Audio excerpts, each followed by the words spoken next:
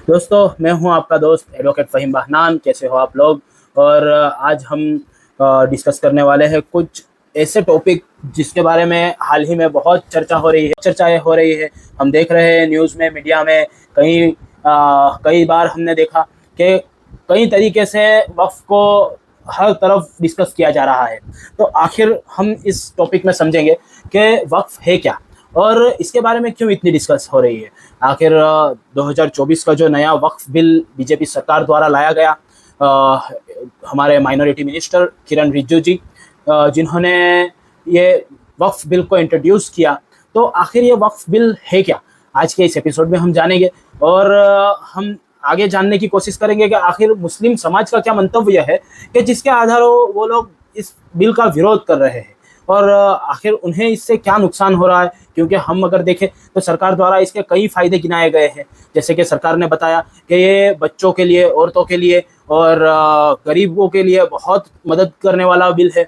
इसके ज़रिए गरीबों को और बच्चों को, अनाथ बच्चों को और महिलाओं को बहुत बहुत बहुत सहाय मिलेगी और उनकी तरक्की होगी। और इससे वक़फ़ जो वक़फ़ बोर्ड है उसका रेवेन्यू भी ऊपर आएगा। और इससे इसके अनेक फ़ायदे बीजेपी सरकार ने गिनाए, जो हमने अभी हाल ही में बहुत चर्चा हुई और मीडिया के द्वारा देखे। हम अगर देखें तो पार्लियामेंट में भी इसके बारे में बहुत चर्चा हुई। कई नेताओं ने इसका समर्थन किया और इसके फ़ायदे गिनाए कि किस तरीके से ये फ़ायदे कारक है मुस्लिमों के लिए और किस तरीके से ये फ़ायदे कारक है भारत के लिए।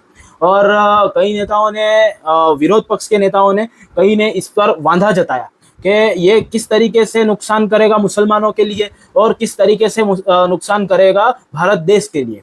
तो इसके बारे में आज हम डिस्कस करेंगे कि आखिर वक्फ है क्या और इसका क्या काम है, किस तरीके से ये चलता है और अब तक इसका कैसा काम चलता आया है और आगे इसको क्या बिल के द्वारा इसको कैसे चेंज किया जा रहा है। हाल ही में वो तो बिल नहीं रहा, वो अब एक्ट बन चुका है।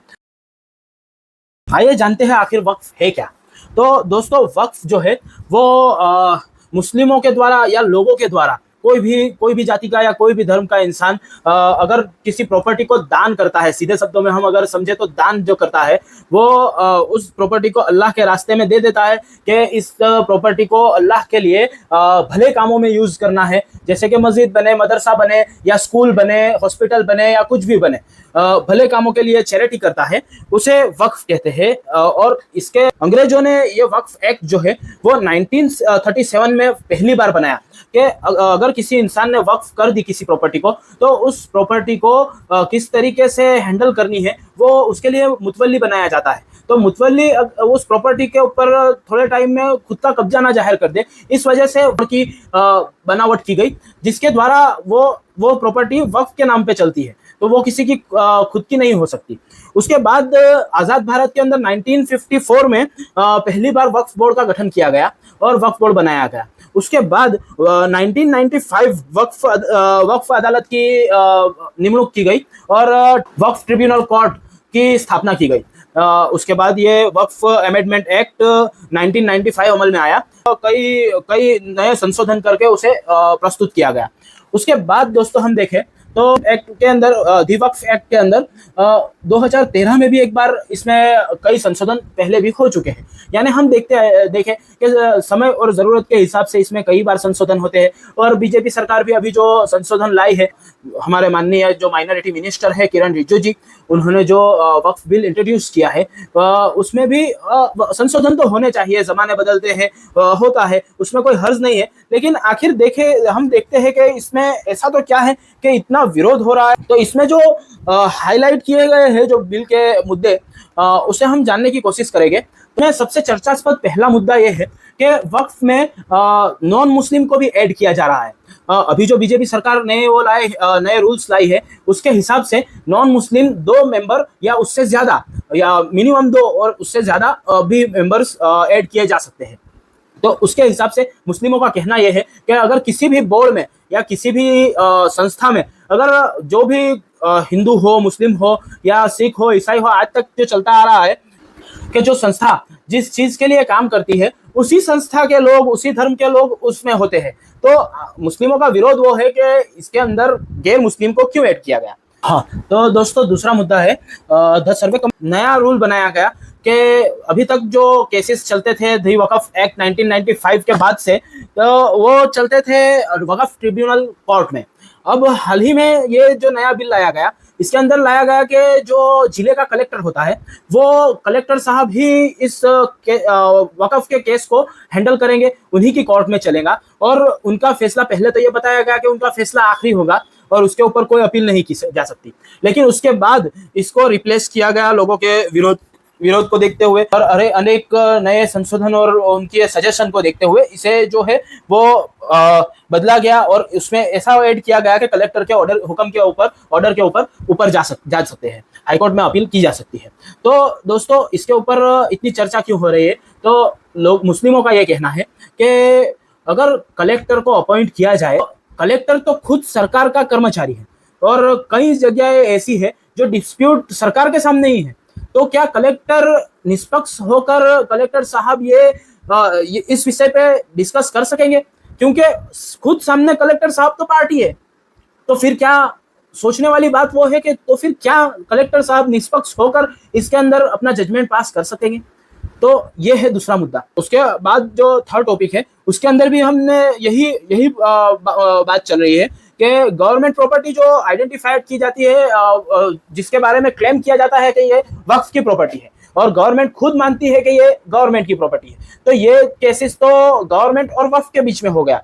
तो उसके अंदर अगर वो केस चलेगा खुद गवर्नमेंट के कलेक्टर साहब के पास, के बाद हम कैसे उसको ऐसे जस्टिफाई कर सकते हैं कि उसमें कलेक्टर साहब ने निष्पक्ष रहकर फैसला किया? तो इस वजह से भी मुस्लिमों का एक डिस्प्यूट चल रहा है।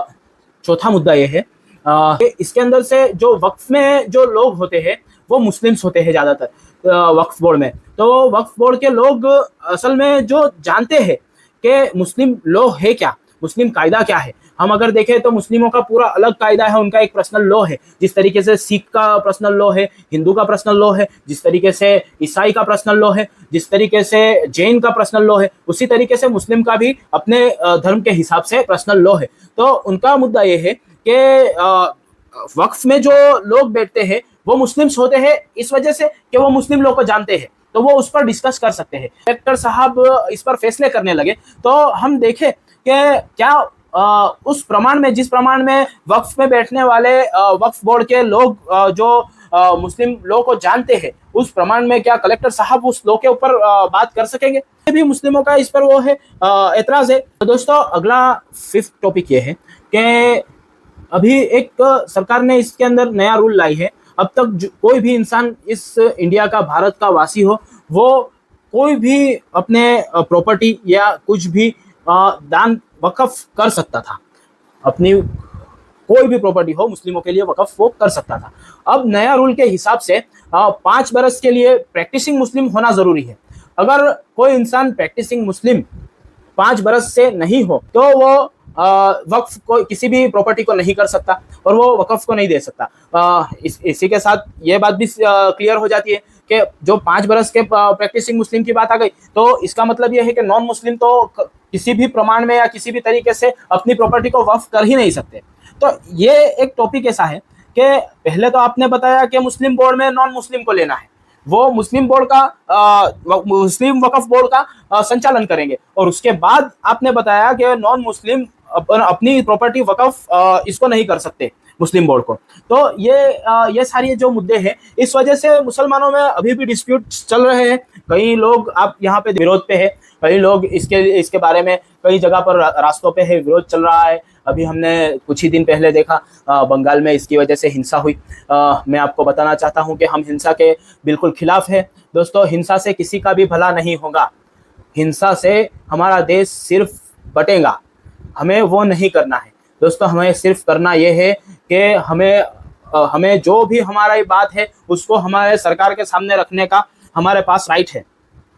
तो जो भी लीगल तरीके से होगा, जो भी अच्छे तरीके से हमारे देश की भलाई के साथ, मुसलमानों की, हमारे दूसरे धार्मिक भाइयों की, हर एक की भलाई के साथ जो भी होगा वो हम करेंगे। उस तरीके से करना है दोस्तों। कोई भी कानून को अपने हाथ में ना ले और किसी भी वक्फ की जो प्रॉपर्टी है उसके कागजात दिखाकर वक्फ की प्रॉपर्टी को 6 महीने के अंदर साबित करना होगा कि ये वक्फ की प्रॉपर्टी है, और अगर साबित करने में नाकाम रहे तो वो सरकार की हो जाएगी। तो दोस्तों हम देखें कि सालों से कई प्रॉपर्टियां, कई मुतवल्ली बदले गए और कई प्रॉपर्टियां यहाँ की वहाँ उसके कागजात हुए, तो उस वजह से और कई प्रॉपर्टियां कई लोगों ने अपनी मुँह ज़बानी जो है उसे वक्फ कर दिया था। तो वैसी सारी चीज़ों में हम अगर देखें तो कई कागजात नहीं भी होते और कई डिस्प्यूट हाल में भी पेंडिंग है वक्फ ट्रिब्यूनल कोर्ट में। तो अगर इस बात पर अगर जोर दिया जाए कि 6 महीने के अंदर साबित कर दो, तो ये तो कोई मुनासिब बात नहीं हुई। इसकी वजह से होगा क्या कि कई प्रॉपर्टियां मुस्लिमों की गवर्नमेंट की हो जाएगी। इस तरीके से वक्फ बाय यूज का अभी हाल में हम बहुत सुन रहे हैं कि वक्फ बाय यूज को जो निकाल देने की बात कर रही है मौजूदा सरकार, तो उसके बारे में बताया जा रहा है कि वक्फ बाय यूज आखिर है क्या दोस्तों। तो उसको हम समझे तो एक प्रॉपर्टी जो हम देख रहे हैं कि ये प्रॉपर्टी, ये मस्जिद, ये मदरसा, ये जिम खाना, ये जो भी खानका है या कोई मुसाफिर खाना है या कोई भी प्रॉपर्टी वक्फ से लगती है, तो कई लोगों ने कई सालों से वो प्रॉपर्टी को देखी और समझी है कि ये वक्फ की प्रॉपर्टी है, ये प्रॉपर्टी मुसलमानों की है, ये वक्फ की गई है। तो उन केसों में वक्फ बाय यूज का माना यह है कि वैसे केसों में उसके कागजात नहीं देखे जाते, उस प्रॉपर्टी को उसके यूज के हिसाब से उसे वक्फ मान लिया जाता है। तो इस तरीके से अगर हम समझे तो कई अभी मौजूदा सरकार ने जो नया बिल लाई है इसके अंदर वक्फ बाय यूज को निकाल दिया गया और ये बता दिया गया कि 6 महीने में साबित करो कि ये प्रॉपर्टी मुस्लिमों की है, ये पेपर्स के द्वारा, और नहीं तो ये गवर्नमेंट की हो जाएगी। तो मुसलमानों का इसमें विरोध ये है दोस्तों कि वक्फ बाय यूज अगर निकल गया तो कई प्रॉपर्टी ऐसी है जो 200 साल 100 साल पुरानी है, जो राजा महाराजाओं के वक्त में वक्फ की गई थी। कई हिंदू राजाओं ने भी वक्फ की थी और मुस्लिम राजाओं ने भी वक्फ की थी, कई निजामों ने भी वक्फ की थी, कई मुगलों ने भी वक्फ की थी और कई लोगों ने वक्फ की थी। तो समय में कोई सेल डीड या कोई वेचाण करार हम जो बोलते हैं वो, या कोई दस्तावेज या ऐसा कुछ होता नहीं था। हाल ही में सुप्रीम कोर्ट में हम देखें तो 16 और 17 अप्रैल को जो केस की सुनवाई हुई इस बारे में, वक्फ अमेंडमेंट एक्ट जो अब एक्ट बन चुका है, वो लोकसभा और राज्यसभा में पास होने के बाद राष्ट्रपति ने उनकी मोहर उस पर लगा दी है और उसके बाद वो एक्ट बन चुका है। तो उसके ऊपर कई मुस्लिम नेता और एमपीज, एमएलएस और जमीयत उलमाए हिंद और मुस्लिम पर्सनल लॉ बोर्ड, ये सारी संस्थाएं, कई सिख संस्थाएं हैं, कई सेक्युलर हमारे देश की मानने वाली कई संस्थाएं हैं जो इस बिल के ऊपर, इस एक्ट के ऊपर सुप्रीम कोर्ट के अंदर गई है। तो उनका कहना वहां पर यह है कि जो ये वक्फ बाय यूज जो कहा गया है, ये कई अनेक अलग अलग धर्मों में उनके बोर्ड के अंदर भी है कि वो उसी तरीके से वक्फ बाय यूज का जैसे मैंने डेफिनेशन समझाया वैसे ही उनके ट्रस्ट में भी ये चलता है कि कई पुराने मंदिर है जिसके कागजात नहीं है, वो भी यूज के हिसाब से उसे उनकी ट्रस्ट की मिल्कत कहा जाता है। कई गुरुद्वारे ऐसे हैं, कई चर्चिस ऐसे हैं। तो इस वजह से कई सेक्युलर लोग भी सुप्रीम कोर्ट गए हैं। वहां पर हमारे माननीय सुप्रीम कोर्ट के चीफ जस्टिस श्री संजय खन्ना साहब, उन्होंने भी इसी बात पर अपने सामने बैठे सरकारी वकील से सवाल किया कि अगर आप वक्फ बाय यूज को निकाल दोगे तो फिर वक्फ बाय यूज के हिसाब से 6 महीने में अगर ये साबित करने का आएगा तो उस वक्त का साबित कौन कर पाएगा। तो संजीव खन्ना साहब ने उस डिस्कशन के अंदर बताया कि क्या आप लोग हिंदू लोग यानी कि हिंदू मठ जो चलते हैं उसके अंदर क्या दो मुस्लिमों के होंगे क्या? अलग अलग सिख संगठन जो चलते हैं गुरुद्वारा के, उसमें कोई अलग धर्म के लोगों को लोगे? तो ये अलग धर्म के लोगों को अलग धर्म के अंदर डालकर क्या मतलब है, ये उन्होंने सवाल किया माननीय उच्चतम न्यायालय के चीफ जस्टिस संजीव खन्ना साहब ने। तो देखना यह है कि आगे होता क्या है। आपको मेरा ये वीडियो कैसा लगा मुझे कमेंट कर ज़रूर बताएं। अगर आपका कोई सजेशन हो तो वो भी ज़रूर बताएं, इससे मुझे हिम्मत मिलेगी और मैं आपके लिए और ऐसे नए वीडियोस और इन्फॉर्मेटिव वीडियोस लाता रहूँगा। आप अपने घर वालों को, अपने बच्चों को भी ये ऐसे वीडियोस दिखाएं ताकि उन्हें भारत देश में चल रहे नए नए कानून और नए नए जो टॉपिक्स है उसके बारे में वो अपडेटेड रहे, ताकि वो एक जिम्मेदार नागरिक बन सके इस देश के। और दोस्तों, अगर मेरा ये वीडियो आपको पसंद आया तो मुझे भी लाइक करें, शेयर करें, सब्सक्राइब करें मेरे इस चैनल को, और बेल आइकन को ज़रूर दबा दें, ताकि मुझे हिम्मत मिले और मैं आपके लिए इस तरीके के नए नए टॉपिक्स पर बात करता रहूं। शुक्रिया दोस्तों।